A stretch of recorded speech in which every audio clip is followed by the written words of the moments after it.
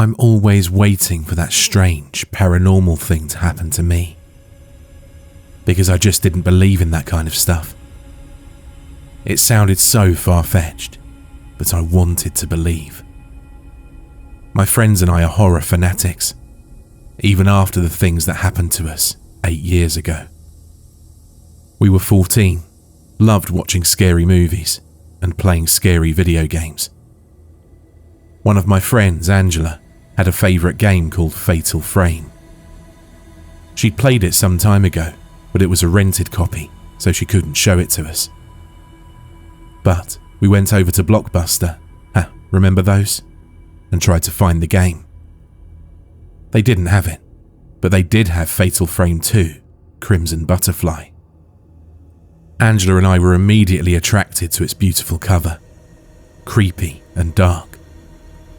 2 identical girls with long black hair and a red rope tied to their kimonos, linking them together. There were candles and red butterflies in the background, and the image was bordered with what looked like red paint strokes. We rented it, very excited to play. I was staying with Angela because my parents went on vacation to France for 4 weeks. We invited our friend Sarah over to spend the night. Sarah was also excited to see the game, even though she was not as brave as us, for lack of a better word. It was pretty late at night, for it was the summer, and we didn't care about sleeping late in the mornings. As I popped the disc into her PlayStation 2, Angela read the back of the case and laughed. "What?" I asked, and she showed me the back of the case. "It says, 'Warning, don't play this game alone,'" she replied. Sarah and I laughed. "I'm going to enjoy this," I said excitedly. Sarah and I were Angela's audience, for she was the best in horror games. I thoroughly enjoy watching people play video games, even as much as I enjoy playing them myself. Sarah was sitting on Angela's bed, and Angela and I were sitting on the floor right in front of the TV. I know, bad for your eyes, yada yada. We played through the night. At some point, we got so lost we had to look at a walkthrough. We didn't like doing that, but sometimes you've just got to. We reached the ghost called Kusabi, who seemed to be summoned by Sai, one of the ghost twins who looked just like the main characters. We learned the hard way that we couldn't defeat Kusabi at all. He wouldn't take damage, and guess what? He killed us in 1 hit. So we had to start again from the last save point, which was found in front of the door that led into Kusabi's room. Now, I'll need to tell you that Angela's PS2 has seen a lot of action, meaning it was getting old and frequently caused discs to either freeze or load very slowly. So, upon entering the Kusabi room, the game froze on the completely black loading screen. We waited a few minutes and finally realized we were going to be waiting for a long time. So, for at least half an hour, Angela, Sarah and I were talking about stupid crap like all teenagers do, when Angela wanted to get up to get a snack. What she did to stand up was put both hands behind her, resting on the edge of the bed, and pushed herself up. She ended up doing some odd twisting thing that amused Sarah and I, so we asked her to try it again. She sat back on the floor and was about to repeat the action when she stared at the TV, horrified. "What's wrong?" I asked her. I just saw a face on the TV," she said quietly. When Angela's scared, she rarely actually screams. I do, however, and so does Sarah. Anyway, we looked at the TV and saw nothing but black screen. "You must be smoking something," I joked. None of us did drugs, of course, but we would say things like that for a laugh. "Just watch. Maybe it'll happen again," said Angela. Sarah moved to the end of the bed to where we were sitting and held on to us. Then, As we stared, a frighteningly white, ghostly face faded into view on the screen. It was a woman with a sunken-in face and eyes dark and lifeless. Her hair was black, stringy, and sticking out at odd angles. There was no blood on her, but her face alone was disturbing enough without it. The three of us screamed, including Angela, and we flashed out of the room, shutting the bedroom door behind us. Sitting on the living room couch, we were completely silent, petrified. None of us had actually seen a real ghost. But was that an actual ghost, or was it part of the game? I ran this by the girls. "It's a ghost game," I whispered. "Maybe the game unfroze, but it was left alone long enough for some sort of screensaver to show." "Video games don't usually have screensavers," said Sarah, trembling. "That was something. Oh God, that was something." "Calm down. Maybe Sam's right," said Angela. Let's go check the game." "I'm not going back in there," Sarah exclaimed. "Fine," said Angela, sounding annoyed. "I'll go." She went back down the short hall and into her room. After a few seconds, she called out it was okay and the game had unfroze. Sarah and I slowly entered the room, looking at the screen. The two main characters were standing next to the red lantern, which was the save point. I exhaled softly. "Let's play something else," I suggested, and the others agreed. Angela took out the Fatal Frame 2 disc and replaced it with The Sims 2. We played for quite some time, trying to see whose character would last longest without a shower, while Sarah watched from the bed again. Then, one of my goals was to change clothes, so I went to the dresser. It loaded slowly, but eventually got there. We waited, watching the familiar screen saying, "Saving game. Please do not turn off your console or disconnect controller." This honestly took forever. Angela started complaining about her piece of crap PlayStation when the screen suddenly started to flicker. "Oh, please don't tell me my TV's going out too," she exclaimed. The screen turned completely black, and the background music began skipping, like an extremely scratched CD. Then, to our horror, that same ghostly face appeared right before our eyes. I couldn't breathe. "No," said Sarah weakly. "Oh, no, no, no." She was letting out terrified squeaks as we stared, unable to take our eyes off the face. The ghost's eyes slowly looked right at us, and then began to move her lips, as if speaking, though no sound came out. Angela jabbed the power button, turning the TV off, and all three of us ran into the living room again. All of us agreed to sleep out there instead of the room. We just couldn't handle being in there. It was so unbelievable, we had trouble sleeping. Finally, somehow, we managed it. We slept in until like 1 o'clock in the morning. Angela's mother complained about the noise last night and wondered why the hell we slept in the living room. Angela was about to tell her what happened when we suddenly noticed that Sarah was gone. "Maybe she went home in the middle of the night," I suggested. "Let's go check," said Angela. We got properly dressed, left the house, and made our way down the road. Sarah didn't live too far away. We knocked on the door, and her mum answered.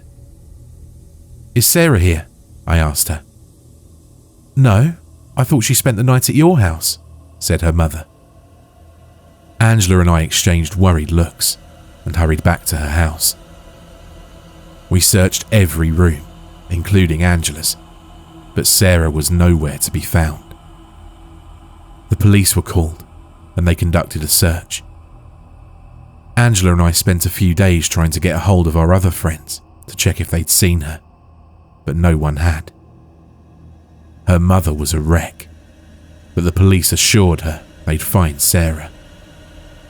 "Should we tell them what happened?" I asked. "Sam, do you really think they'd believe that we saw a ghost?" she said angrily. "I don't know what we should do, okay? What the hell happened?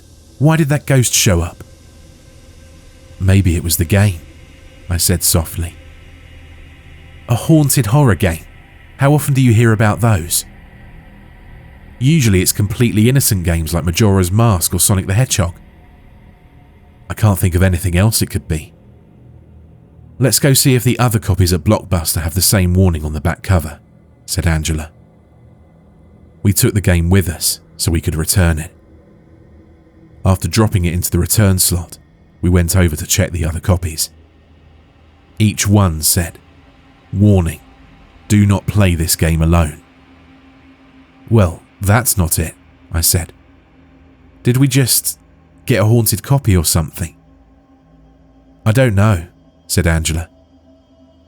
"But it appeared when playing The Sims, so it must have transferred onto my PS2. That bitch." "What do we do?" I asked timidly. "We could go around the internet and see if anyone has seen her too," Angela replied. Returning to her house, we immediately hopped onto the computer and feverishly searched Fatal Frame forums for any hint of a haunted copy. We found absolutely nothing. We decided to create an account on one of the forums and post a new thread. "How's that?" said Angela after she finished writing the post. "Sounds good, but..." I fixed all the spelling and punctuation errors in the post and submitted it. We actually sat there and refreshed it like every 10 minutes, but we only got replies saying, "You're BSing," or "It's a damn ghost game." It wasn't until a week later we finally got a response. Sarah was still missing, and she was put on Amber Alert. We checked the forum again and saw a response from someone called Anonymous, and they had no icon. The post said, "Hello, I saw your post and was shocked. This happened to me a long time ago, but I rented my copy from GameStop. After seeing the ghost woman on my screen, I tried playing other games, but no matter which game I put in, she would always appear. I took the game back, thinking that would help, but it didn't. Then, I looked at my memory card and saw that every single save icon for every single game was just a black box. And then she appeared again, without even being in-game. I deleted the Fatal Frame 2 data, but that didn't keep her away.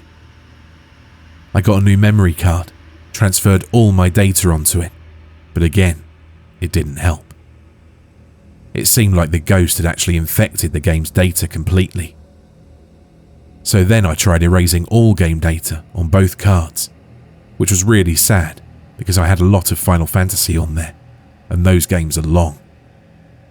I tried playing another game, but she still appeared. I was so scared and so frustrated, I took both memory cards and smashed them with a hammer. They screamed at me. I was so shocked, but then tried my game once again. I played for a few hours without any appearance of the ghost. I know it's hard for any gamer to lose their save data, but there's no other way. You have to destroy your memory card. That ghost is like a virus or something, spreading itself through that disk. God knows how many people have gotten it. I don't know why she's in that disk, and I don't care, just as long as I never see her again. I'm never renting another game. I'll just buy it if I want to play it so bad. Sincerely, a friend. Angela and I stared at the response, which had also received many rude comments. Then we went into her room, turned on the PS2, and checked her memory card. Just as Anonymous had said, every icon for save data was a jet black, three-dimensional cube, spinning slowly in their places. Just then, the ghost woman faded onto the screen, causing it to flicker with static. What do you want?" I asked the face, scared to the point that I started crying. The ghost moved her lips again, but we heard nothing. We even tried turning up the volume, but that didn't make a difference. "Why are you here?" asked Angela, much more brave than I was. The woman continued to mouth, but nothing. "Let's just forget it," I said, starting to feel a bit hysterical. "Let's just destroy the damn card." Angela turned off the console and ripped out the memory card. Then we went into the tool shed in the backyard and found a hammer. Angela set it on the concrete of her back porch, raised the hammer, and hit the card viciously. Once, twice, 3 times. A piercing scream emanated from the cartridge as it was broken. "I think," said Angela, shaking and taking shuddering breaths. "I think that'll do it." I gasped out loud, seeing a piece of the memory card that appeared to have scratches on it. It was the circuit that allowed the card to hold data. We found all the pieces and fit them together like a puzzle, and we were completely astounded at what we found. Anonymous was the word scratched into the surface of the circuit. Was the ghost the one who replied to the thread we made? Why would she tell us how to destroy her? "Sam, look," said Angela suddenly. She was pointing at the S written on it, and in very tiny letters was the name Sarah scratched into it. "She took Sarah," I whispered. "Why?" asked Angela. "And was it the ghost who responded to us, or was it Sarah?" We went back inside and got back onto the computer, viewing our post. Anonymous's reply was no longer there, and the entire thread had been locked. We searched Google for the mysterious username, but got absolutely nothing. I'm sorry to say that we never found out who the ghost was, who Anonymous was, or where Sarah went. Like I said before, this really happened to us, and we never touched a rental game ever again. Even to this day, we try searching for the username, but we can never find it. Maybe you guys have seen it before. And every day I wonder who's rented the disc. I wonder if they figured out how to destroy it, and what would happen if they didn't. What was the ghost woman trying to tell us? We never found that out either. We never found a name or anything.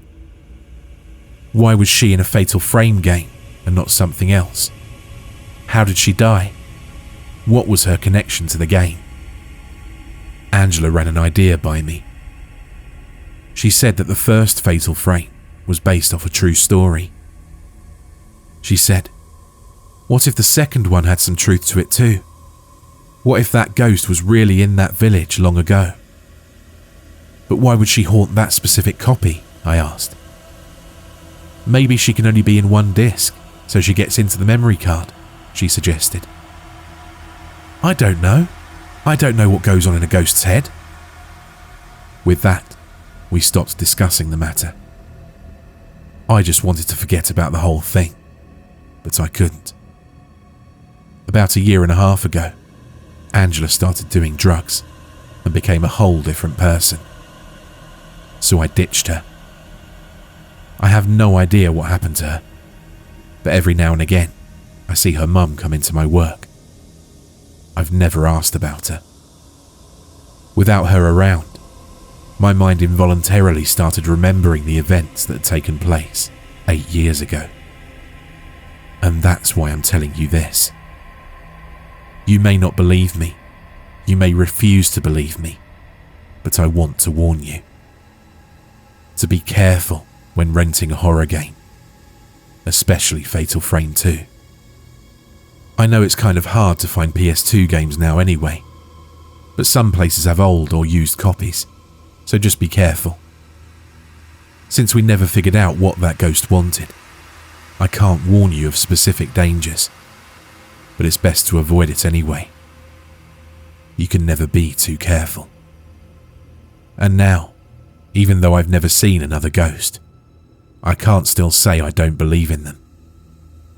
I'm still a horror fanatic, but I can't help looking over my shoulder periodically.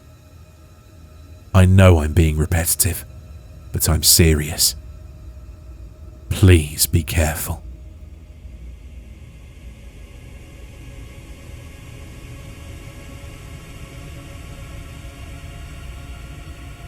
I hope you enjoyed tonight's creepy horror story about a video game gone wrong. I chose tonight's story because I'm now playing scary games myself over on Twitch. Follow the channel at twitch.tv/macabrehorrorgaming so you can catch future streams. Who knows, we might have an experience like the protagonists in tonight's story.